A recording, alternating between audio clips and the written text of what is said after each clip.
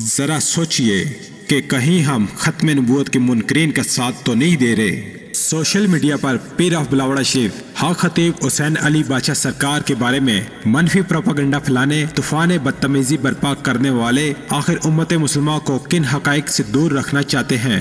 آئیے ناظرین، آج ایک ایک کر کے وہ تمام حقائق بمثبوت ساری دنیا کے سامنے پیش کرتے ہیں جن کو آپ سب سے دور کر کے صرف نیگیٹیوٹی ہی پھیلائی جا رہی ہے۔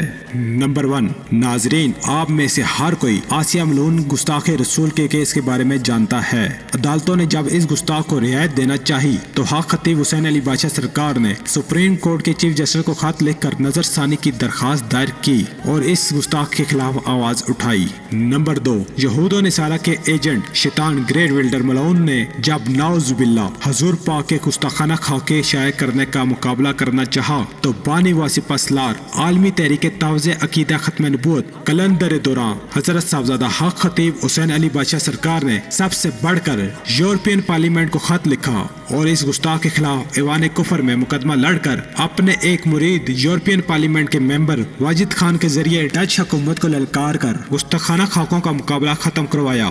نمبر 3، پاکستان کی تاریخ میں پہلی بار حق خطیب حسین علی بادشاہ سرکار نے اپنے مرید ڈاکٹر عامر لیاقت حسین مرحوم کو ہدایت فرماتے ہوئے قومی اسمبلی میں حافظ عمار یاسر کے ذریعے پنجاب اسمبلی میں گستاخانہ خاکوں اور اسلام فوبیا کے خلاف قرارداد پیش کروا کر متفقہ طور پر قرارداد منظور کروائی اور حکام کو اقوام متحدہ میں حضور کی ناموز اور اسلام کا مقدمہ لڑنے کا کہا، جو کہ اقوام متحدہ نے اسلام فوبیا کے نام پر ایک عالمی دن مقرر کر دیا اور شان رسالت میں گستاخی کو قانوناً جرم قرار دے دیا۔ ہوتا ہے کہ اپنے مریدوں کی تربیت کی جاتی ہے کہ تمہیں آواز بننا ہے، تمہیں آواز عشق رسالت بننا ہے، تمہیں آواز ختم نبوت بننا ہے۔ میں تو ایک چھوٹا سا ممولا ہوں، میں تو ایک چھوٹا سا ممولا ہوں، میں شہباز سے لڑ پڑا۔ ویسے تو شہباز بھی لڑ پڑا، لیکن میں ایک چھوٹا سا ممولا ہوں اور شہباز سے لڑ پڑا۔ مجھے نہیں پتا تھا، لیکن میرے پیر کی دعائیں اور نگاہیں،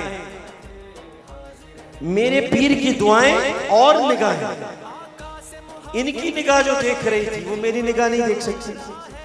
ان کو معلوم تھا یہ قرارداد ہونی، اور قرارداد میں ایک لفظ تھا اقوام متحدہ۔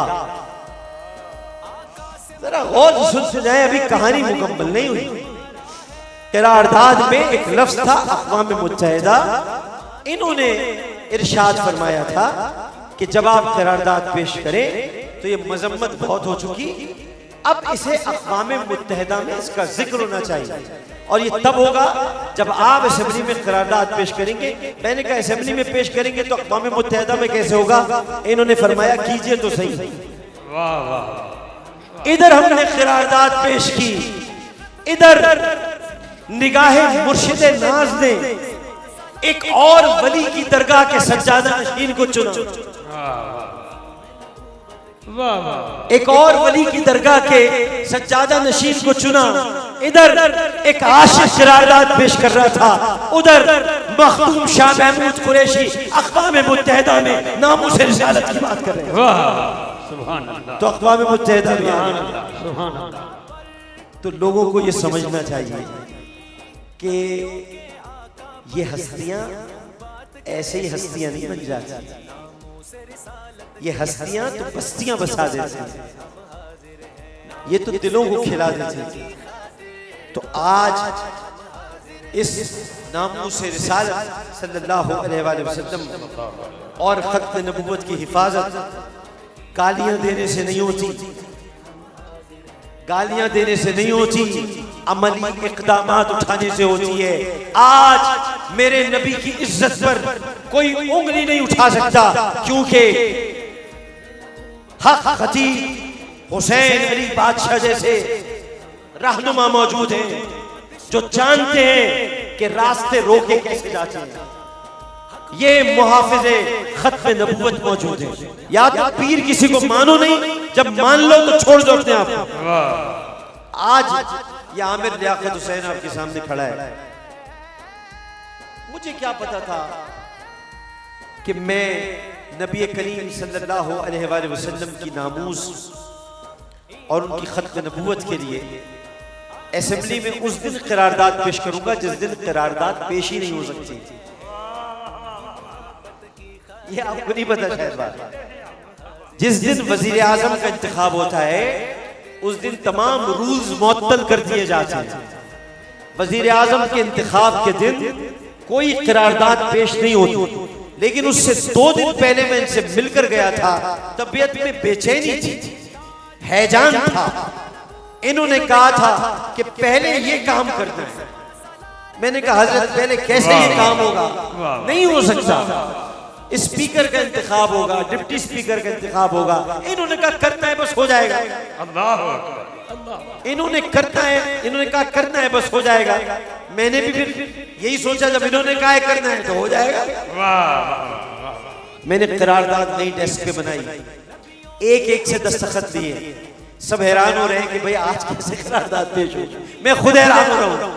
میں نے کہا کہ ہمیں قرارداد پیش کرنی ہے. میں اسپیکر کے پاس گیا، میں نے کہا، انہوں نے کہا بھائی آپ نے اپنی پارٹی سے اجازت دی. میں نے کہا جی لے لی ہے. انہوں نے کہا ٹھیک ہے پھر ہم رولز کو معطل کرتے ہیں. پہلے آپ رولز معطل کرنے کی قرارداد پیش کیجئے گا، اس کے بعد آپ ناموس رسالت کی قرارداد پیش کیجئے گا. اسمبلی میں پہلی تقریر اس اسمبلی میں اگر نبی کریم صلی اللہ علیہ وآلہ وسلم کی عزت کے لیے ہوئی ہے تو حسین علی بادشاہ کی وجہ سے ہوئی ہے. علامہ اقبال نے کہا تھا لوگ تو نعرے لگاتے رہ گئے، مظاہرے کرتے رہ گئے، لیکن غازی علم الدین شہید کے جنازے پہ علامہ اقبال نے کہا تھا اسی سے نعرے لگاتے رہ گئے تے ترکھان دا منڈا بازی لے گئے. میں کہتا ہوں اسی سے نعرے لگاتے رہ گئے، مسجد دا منڈا بازی لے گئے. تاجدار ختم نبوت، تاجدار ختم نبوت، سپاہ سالار عقیدہ ختم نبوت. نمبر 4، پاکستان میں فتنہ قادیانیت کو سب سے بڑی شکست. 20 اگست 2020 کو پاکستان کی تاریخ میں ایک قانون پاس کروایا گیا کہ سرکاری و غیر سرکاری دستاویزات میں اور تعلیمی نصاب میں جہاں بھی حضور کا نام محمد صلی اللہ علیہ وآلہ وسلم آئے گا اس کے ساتھ لازماً خاتم نبیین لکھا اور پڑھا جائے گا. اور یہ قانون بھی حق خطیب حسین علی بادشاہ سرکار نے اس دور حکومت کے ڈپٹی ڈائریکٹر برائے مذہبی امور حافظ عبدالقدوس کے ذریعے پاس کروایا، جس پر آج بھی عمل درآمد جاری ہے. قومی اسمبلی میں متفقہ طور پہ پاس کی گئی کہ اب سرکاری دستاویزات میں، غیر سرکاری دستاویزات میں پیارے آقا علیہ الصلاۃ والسلام کا نام نامی اسم گرامی حضرت محمد الرسول اللہ خاتم النبیین صلی اللہ علیہ وآلہ وصحبہ وسلم لکھا جائے گا، پڑھا جائے گا، استعمال کیا جائے گا. اسی طرح یعنی اب پڑھنے کا بھی یہی حکم ہے، لکھنے کا بھی یہی حکم ہے، استعمال بھی اسی طرح کیا جائے گا، آفیشلی بھی نان آفیشلی ہر ایک لحاظ سے. اور یہ خصوصاً یہ جو بھلائی ہے، یہ احسان ہے، اللہ نے کرم فرمایا. جب یہ قرارداد آئی تو ضرورت تھی کہ اس کو نوٹیفائی کیا جائے، تو الحمدللہ وزارت مذہبی امور نے اس کو نوٹیفائی کیا تاکہ اب پاکستان میں یہ مکمل یہ حیثیت ہو گئی کہ جو بھی اس کے بعد حضور علیہ الصلوۃ و پیارے آقا کا نام لے گا تو آپ کے نام کے ساتھ خاتم النبیین کہنا اس کے لیے لازمی ہوگا. اور یہ سمت ان بزرگوں کا ہے، بادشاہ سرکار دامت برکاتہم عالیہ کا ہے. میں جب بھی دربار پہ آیا ہوں الحمدللہ ہر وقت بادشاہ سرکار یہی فرماتے تھے تاجدار ختم نبوت زندہ باد، اور یہی اس کا فیضان ہے. آپ کہتے تھے کہ ہمارا بنیاد جو ہے وہی ختم نبوت ہے اور اسی کا فیضان ہے، اسی کا ثمر ہے. اور آج یہ جو نتیجہ آپ پاکستان میں اس نوٹیفیکیشن کی صورت میں کہ پیارے آقا علیہ الصلوۃ والسلام کے نام نامی کے ساتھ خاتم النبیین صلی اللہ علیہ وسلم کہنا پڑھنا لازمی ہے، یہ ان بزرگوں کے فیضان کا اثر ہے، ان کا یہ نتیجہ ہے. انشاءاللہ تعالی ان بزرگوں کا فیضان ہے، کاملوں کا، اللہ والوں کا یہ اثر ہے، یہ فیضان ہے بادشاہ سرکار دامت برکاتہم عالیہ کا. انشاءاللہ تعالی ان کی یہ کاوش، ان کی کوشش، ان کی ظاہری باطنی روحانی یہ جو کمال مرتبہ یہ جاری رہے گا. انشاءاللہ ان کی دعاؤں کی برکتوں سے مزید بہاریں برکتیں آئیں. نمبر 5، حالیہ دور میں ایک شیطان اور ختم نبوت کے منکر مبارک ثانی کا معاملہ پیش آیا، جس پر حق خطیب حسین علی بادشاہ سرکار نے سپریم کورٹ کے چیف चीफ जस्टिस को नजरसानी की दरखास्त पेश की और अदालत को अपना फैसला वापस लेना पड़ा। नाजरीन, हम दावे के साथ ये कह सकते हैं, आप में से बशतर लोगों को आज से पहले हक खतीब हुसैन अली बादशाह सरकार की इन जुर्रतमंदाना काविशों और सरकारी व आलमी सतह पर खत्म नबूवत नामूस रिसालत के तहफ़्फ़ुज़ के लिए किए गए इक़दामात का अंदाजा नहीं होगा, क्योंकि मुनकरीन खत्म नबूवत ने अपने प्लांटेड नुमाइंदा और शैतान यूट्यूबर साफियों के जरिए पीर ऑफ बिलावड़ा शरीफ के खिलाफ हमेशा मनफी प्रोपेगेंडा ही फैलाया और इन तमाम हक़ाइक़ से आपको ला इल्म रखा। आप देखें कि ये कितनी बड़ी मुनाफ़क़त और साजिश है कि एक शख्स जो खत्म नबूवत के लिए वो कुछ कर चुका है जो कोई करने का सोच भी ना सका, ऐसे में इस हस्ती के खिलाफ सिर्फ और सिर्फ मनफी प्रोपेगेंडा फैलाकर खत्म नबूवत के काज को नुकसान पहुँचाया गया और मुसलमानों को आपस में लड़वा दिया गया। मगर वो मुनकरीन खत्म नबूवत ये नहीं जानते, फानूस बनकर जिसकी हिफाजत हवा करे वो शम्मा क्या बुझे जिसे रोशन खुदा करे। ताजदार खत्म नबूवत जिंदाबाद जिंदाबाद।